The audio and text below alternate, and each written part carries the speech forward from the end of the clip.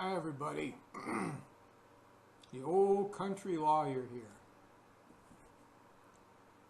My license, by the way, is in limbo, and it will remain there as long as Laura Smith remains scorned and so forth. She doesn't like K1LEM because K1LEM practices his First Amendment rights. Gosh, I'm sorry, Laura, that you object so much to that you have to hold my license in hostage and contrive all these interference incidents that are hearsay that K1LEM is responsible for. One thing that you've got to understand is that I've been in radio 50-some years, and really it's probably time for me to say adieu. If I'm to speak on another radio, let's let somebody else be the license holder. It's not really going to inhibit my free speech, is it? Now, I'm not going to again describe what you've done. The Inspector General at the FCC will have a report of your conduct, so you can be sure that at some point you'll have to sit and get off Facebook long enough to address the OIG. In any event, we wait, but we know Laura, we know the outcome, don't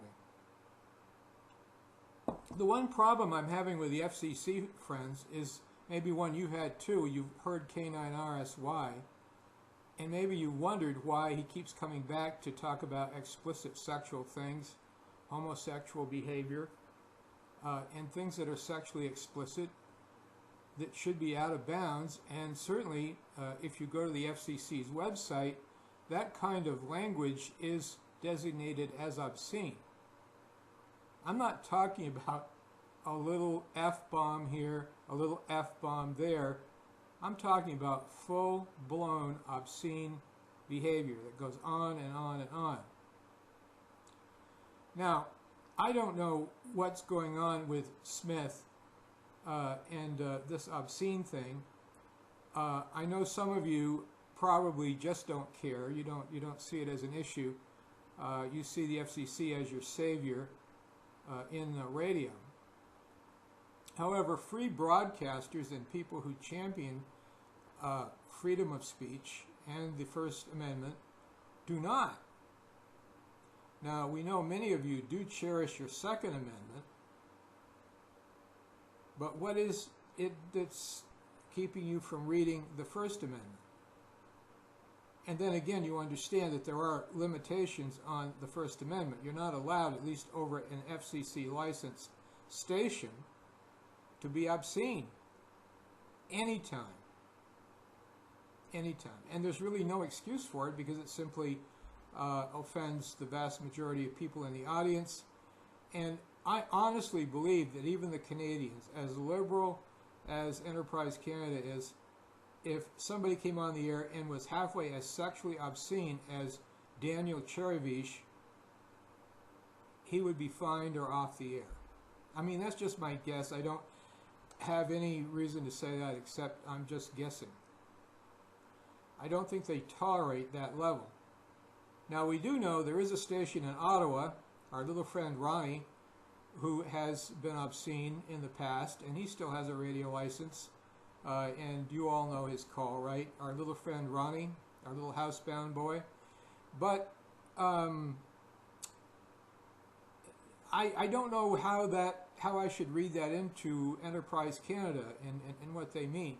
Now, there is a sort of a parody of me from a number of years ago with Laura Smith in the background talking. I didn't play that tape of you, Laura, talking in the background.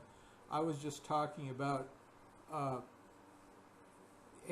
letter of warning I got for interference, and I've gotten 2 of those in 2 years, and that's it. So anything else that you're claiming K1LEM did, he didn't. First of all, you're going to have to prove it. Secondly, your DFing is really, really bad. If you think for one moment that when my license was incapacitated, I didn't have a call sign, that I was transmitting and causing interference on 7200, Laura Smith, you know better. If your DFing is anything as accurate as you say, all through the summer, you should know very well that those transmissions were not coming from any location near my home. So much for that. Now, I know I'm really titillating people by coming on here and speaking, and it's 5 minutes into this bloody thing, so I'm going to wish you all a good do.